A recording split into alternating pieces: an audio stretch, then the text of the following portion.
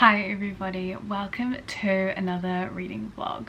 I'm really enjoying the chill vibes that November has offered thus far, in terms of reading at least. Some other things have been chaotic, aka read Taylor's version, what a weekend it's been. But reading wise, I've been taking things at a really slow yet steady pace, and I'm enjoying just looking at my shelves, picking something based on mood and moving forward that way. It is currently a Monday and I was not vlogging over the weekend, but I did do some reading, so I'll talk you through what I read. First up, I was engaged with some poetry by the girlies. This is an anthology by all different kinds of women throughout history from all over the world, to do with different topics. It's called She Is Fierce. It is by Anna Sampson, and this is a bit tricky because I went to find it on Goodreads and I could not find it. I found one thing by this author, but it was a different title and it didn't in any way mirror the contents of this book, which leads me to believe that because this is actually an arc, perhaps it never got published. It's not actually a new arc. This is something that my friend Jodie sent me from Vanilla Moon. Of course, you all know and love her. And yeah, it says it was by Macmillan Children's Books, which is an imprint of Pan Macmillan, but I don't know what happened, or if maybe it's just not on Goodreads for some reason, but it does exist in the world. Not sure. Anyway, it's described as brave, bold and beautiful poems by women. There are many poems and poets in here. All of them are women. Some I'd heard of before, some I hadn't. Some poems were old friends and some were new to me. For example, we had lots of Emily Dickinson, we had Maya Angelou's Still I Rise, some classics like that, but then also had some that I'd never heard of or read before. I do have a few tabs just indicating the poems or lines that stood out to me the most. I think if I were to rate this, I'd give it 3 stars overall. There's some great stuff in here, but overall I don't think the collection was particularly groundbreaking, though I can completely appreciate that it's designed for a younger audience, and I think the idea of a young girl having this on her bookshelves is really quite special. And I do like that it was put into separate sections, so we have poems to do with growing up, poems to do with friendship, with love, with nature, with society, with the body, with protest and resistance. So a huge range, and I of course love anything that gives women prominence. I mean, particularly in poetry, for so long women were purely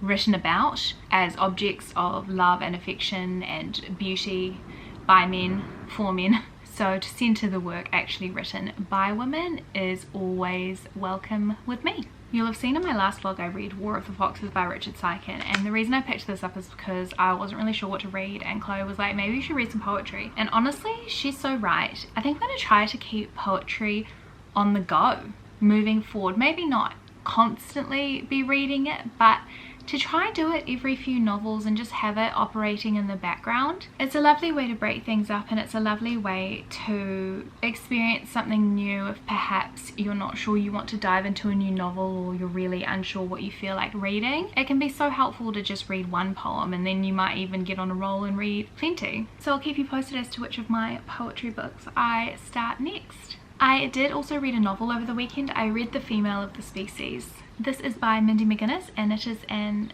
intense and quite well done look at rape culture through the life of a teenage girl whose older sister was raped and murdered. As I'm sure you can tell by what I've already said, this book has a lot of dark content. If it's important for you to be aware of content warnings in your media before you engage with it, then I definitely recommend looking them up. Obviously sexual assault is one of them. This was extremely fast to read, very engaging, very addictive. For the most part, I think it was well paced, though I'm not entirely convinced of the narrative's purpose and fluidity from beginning to end. I think there were some strange turns toward the conclusion, but overall a really enjoyable reading experience. I gave it 4 stars. Some really nice moments with the prose as well. I have a couple of tabs. This book also has some super lovable characters and manages to say quite a lot within, I think, under 350 pages, and most of that commentary is quite effective.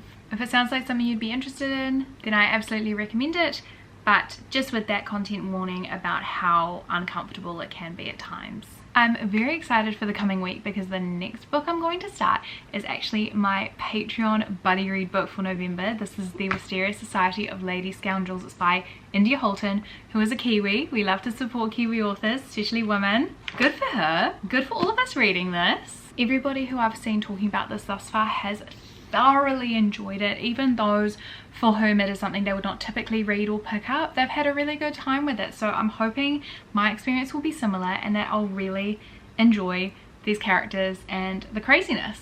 I'll definitely keep you updated on how I go. If you want a more in-depth and spoilery discussion of the book, I will be filming a spoiler-filled reading vlog for it on my Patreon. So if you want to come hang out, you can.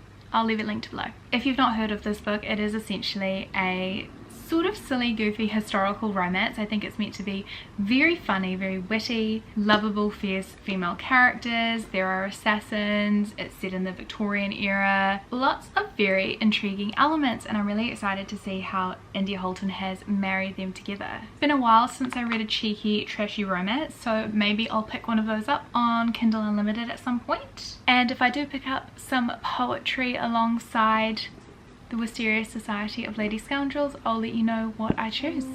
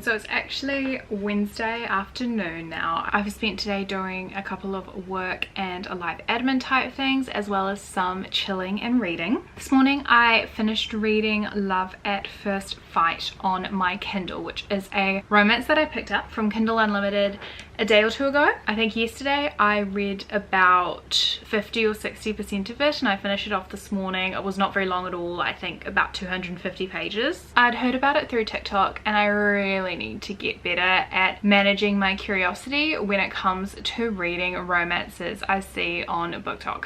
Sometimes they turn out to be stunning. Thank you, The Sweetest Oblivion. Thank you, It Happened One Summer. More often than not, however, they are quite horrid. This one, it was quite a far-fetched, but I suppose potentially good romance concept where the main character's boyfriend breaks up with her out of the blue after they've already organized to share a summer house with heaps of his friends. She ends up still going, hanging out with all the friends over summer, and that group includes his best friend, who is like a super grub and has always given the impression that he hates her, but that's basically him trying to suppress the fact that he's in love with her. So a bit ridiculous, but it could have been a fun ridiculous. However, it was really nothing special, and it had some quite questionable elements at times. For example, once things started heating up with those two, you know, they'd be kissing and he'd be like, do you want to come to my room? And she's like, I don't know what happens when I come to your room. And he'd say something like, well, you need to know that if we go to my room, we're going to do more than kiss, and that I won't be able to stop myself. And it's like, that is not a sexy thing to say or think or do. Like, once we get going, I won't be able to stop myself. Gross. No thanks. That's not sexy. That's jail. So it was lots of that. It was lots of men judging women for the way they dress, the makeup, all those types of things. Lots of layers that did not need to be there. It was not a good time. 1 star. I'm really over talking about it, so I'm going to stop now. In much happier news, I have started the Wisteria Society of Lady Scoundrels. I am only 44 chapters. Only 44 chapters. I'm only 44 pages in, which is 4 chapters. I'm up to chapter 5, and I am loving this. Excellent writing style. India Holton has completely hit the nail on the head in terms of the really charming, funny, sophisticated yet accessible tone. All the characters that have been established are fantastic and discernible, and the mans, we love him already, so I really hope I'll love him throughout. Really excited to see where it goes, and really thrilled, happy, relieved that this is my Patreon book club pick because I'm loving it. Obviously got a way to go, but if those first 40 pages are any indication, I'm going to have a great time with this. Now I want to say a huge thank you to Stella because I actually got a package yesterday and it was a book off my wish list. It Happened One Summer by Tessa Bailey, one of my favourite romances ever. Definitely one of my faves that I've read this year. I loved this book and I read it on Kindle, so having my own actual copy, thank you!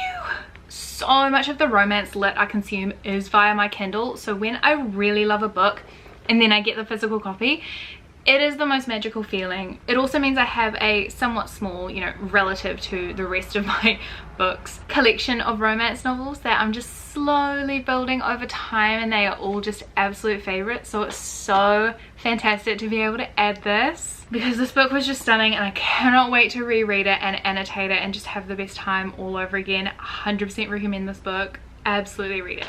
I'm planning to read a bit more of Wisteria Society this afternoon, and then tomorrow I'm hopefully going to go book shopping, so I'll let you know. Hello everybody, it's actually been a hot minute since I checked in with this vlog. I have been reading, I just haven't been super duper in the vlogging mood, but I'm really feeling it today, so I thought I would update you on what I've been reading since we last spoke. Not that I can exactly remember where things were at when we last spoke, but let's just dive in quick fire style. I believe I had started the Wisteria Society of Lady Scoundrels, which I was reading for my November buddy read with my patrons. Had a great time with this, with the very important caveat that the reason I had a great time was the romance. I loved everything going on between our two main characters. Everything else, somewhat give or take, to be honest, because they just outshined absolutely everything else going on. I was not reading this for the plot, though there were some very humorous moments. Fairly solid cast of supporting characters.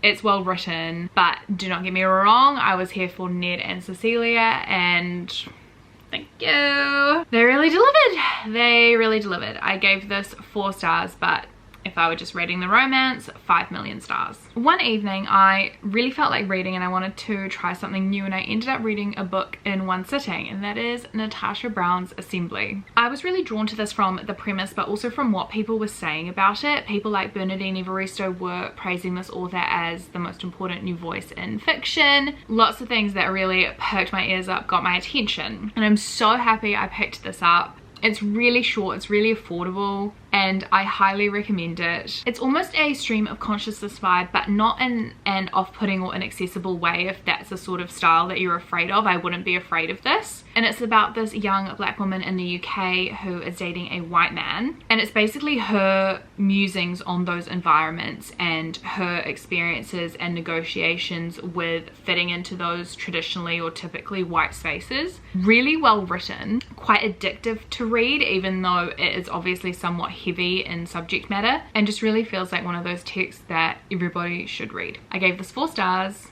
Pick it up.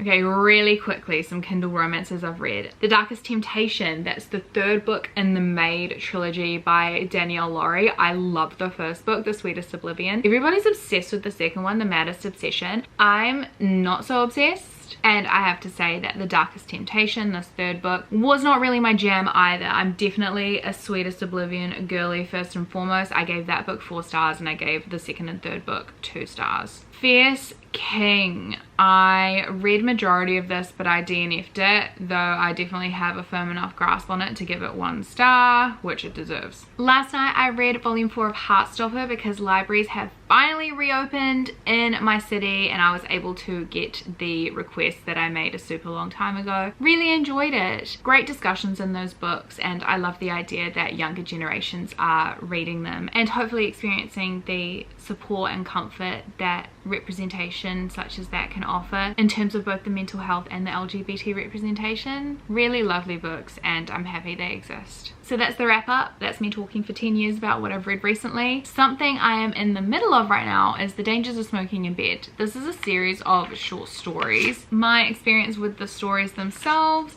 ranges quite a lot. There have been a few that I've enjoyed. On the whole though, I'm kind of like, what are we doing here? Very questionable content. Almost all content warnings I can think of should be flagged with this book, and I'm not entirely convinced they haven't been done for shock value. So that's something I'm sitting with, contemplating, exploring. I'll get back to you on that. It's obviously different for the different stories, but I'm just not entirely convinced of the validity of that type of horror where it just feels very much glorified and gratuitous and not necessarily doing anything new or anything subversive with that content. So I don't know.